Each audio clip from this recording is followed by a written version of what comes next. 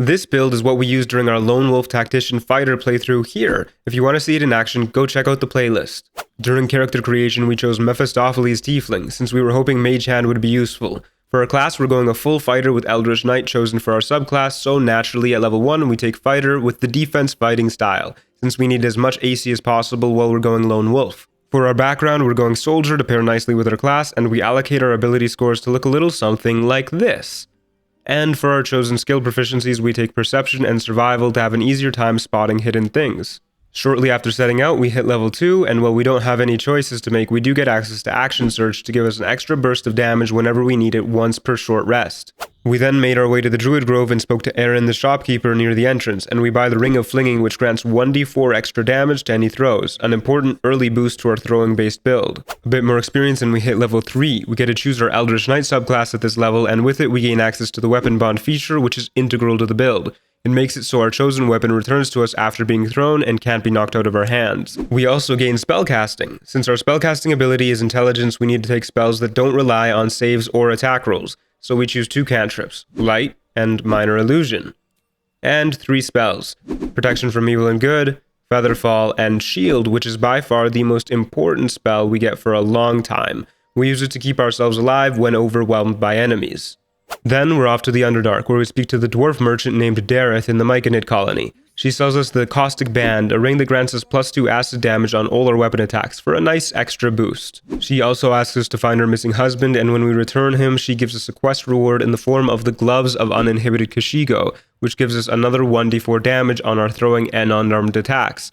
These first 3 items are the basis of our damage boost for the whole run. Next up, we hit level 4 and gain our first feat in the form of Tavern Brawler. This grants us a +1 to our strength, bumping it up to 18 and making our modifier +4, and also makes it so our strength mod is added twice to our throwing weapons damage and attack rolls. This feat is an absolute necessity and is what makes this build so insanely powerful. In addition, we get an extra level 1 spell slot and another spell learned, for which we choose Thunderwave, since we didn't have a ton of other great options. Now that we're decently powerful, we go to Grimforge and pick up the shield mold needed to craft the adamantine shield at these coordinates. I know it can be a bit tricky to find, but it's in the dormitory on a skeleton that's crushed by rubble. We also grab the splint mold needed for adamantine splint at these coordinates. This one's a bit easier to spot.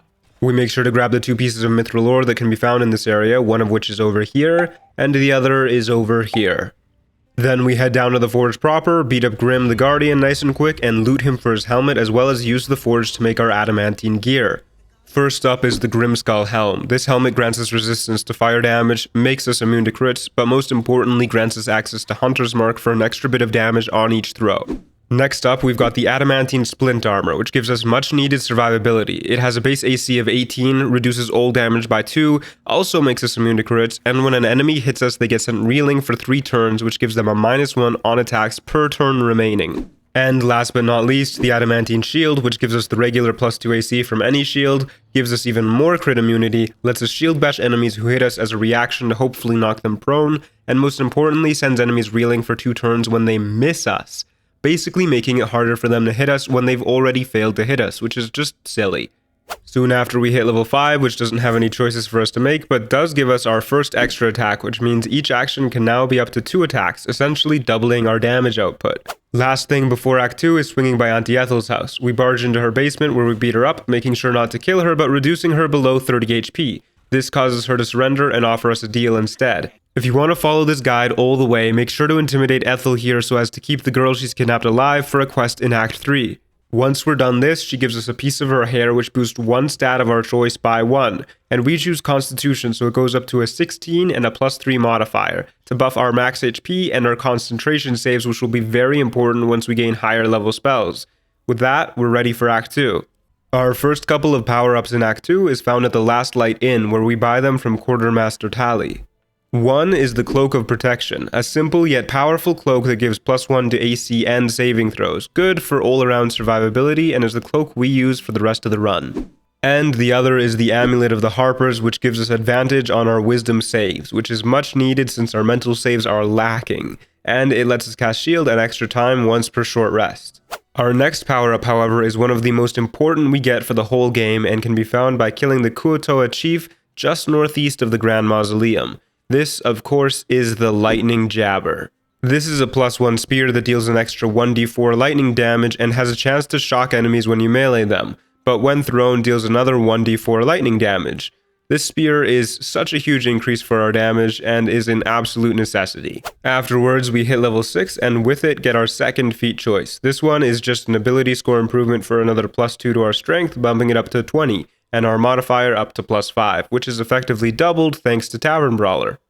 There's no big items between levels 6 and 7, but at level 7 we get 2 level 2 spell slots and a couple of spells learned in the form of Darkness and Arcane Lock to better manipulate the battlefield.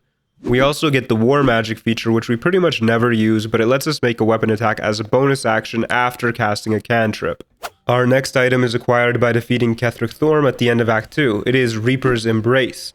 This armor has a base AC of 19, reduces all damage by 2, gives us the Howl of the Dead cantrip once per short rest, which we pretty much never use, and also gives us Reaper's Rigidity, a toggleable passive that prevents us from being moved against our will, but gives disadvantage on dex saves. With that, we're off to Act 3.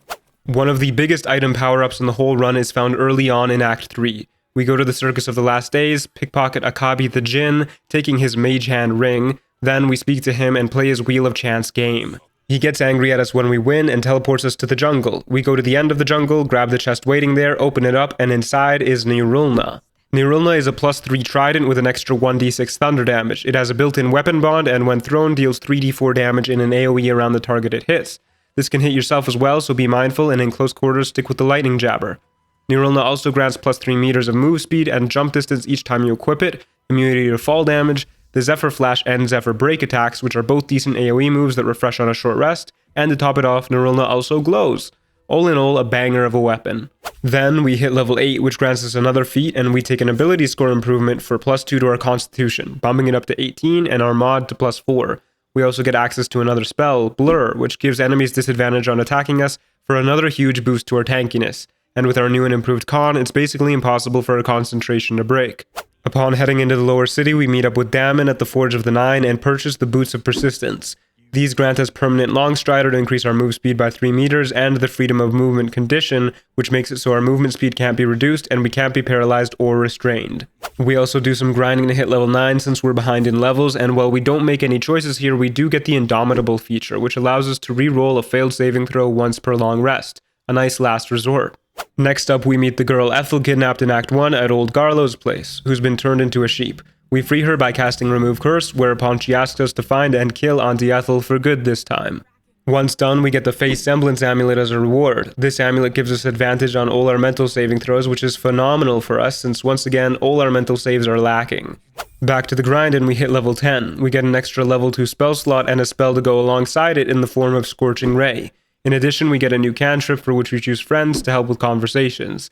And last but not least, the Eldritch Strike feature, which gives enemies disadvantage against our next spell we cast on them after we hit them. In a bit, we've also hit level 11 and we gain improved extra attack, allowing us to make 3 attacks per action for an insane amount of damage with each action. And we choose Gust of Wind as another spell for more battlefield manipulation just in case. Now that we're strong enough to take out some extra tough fights, we take out Viconia, who can be found in the basement of the House of Grief, and grab her shield. Viconia's Walking Fortress is a shield that gives us +3 to AC, advantage on saves against spells, and spell attacks have disadvantage on us. It also lets us use Reflective Shell as a bonus action once per short rest, which for 2 turns makes projectiles reflect back at their source when we are targeted by them. Furthermore, we get Rebuke of the Mighty, which when hit by a melee attack, we can use a reaction to deal 2d4 force damage and knock that enemy prone on a failed dex save. Last but not least, we get access to Warding Bond, which is useless for us since it requires an ally. With a fortune in our pockets, we go back to Damon at the Forge of the Nine and purchase the Armor of Persistence, which has 20 base AC, reduces all damage by 2, and grants us a permanent Blade Ward and a permanent Resistance. Blade Ward reduces all physical damage by half, and Resistance gives us an extra 1d4 to all saving throws. A bit later, we gain our final level, and with it, our final feat, Alert. Alert gives us +5 to our initiative and prevents us from being surprised. We take this feat since the final fights are super tough if enemies get to go before us. Once we have enough gold, we go back to the House of Grief basement and put 1,000 gold on the altar on the opposite side of the room we enter from. This gives us access to the Mirror of Loss. Once we make the 2 required skill checks, we're able to trade a temporary -2 to our intelligence and gain a permanent +2 to our strength, putting it up to 22 and a +6 modifier. We make sure to take a long rest after to get rid of the temporary loss. Our final item can be found in Raphael's House of Hope across from his boudoir. With a successful perception check, we spot the lock for the hidden room it's kept in, and with a couple more skill checks, we can open it up, wherein we find the Helldusk Helmet. This grants us the ability to see in non-magical and magical darkness up to 12 meters, prevents us from being blinded, prevents crits from affecting us, and gives us a +2 to all saving throws against spells. We lose out on the Hunter's Mark from our old helmet, but the bonus to saves is well worth it. And that's the final piece acquired. At the end, the build ends up looking like this. And we've got it all. AC, damage, high saving throws, you name it, we've got it. I hope you enjoyed this guide/recap. It's not the most optimal build and has room for improvement, but it saw us through a tough challenge. If you want to see more Baldur's Gate 3 content, feel free to subscribe. And if you want to talk about Baldur's Gate 3 or anything else, join my brand new Discord server. It's called Book Club. There's a link in the description below. Thank you again so much, and have a good day.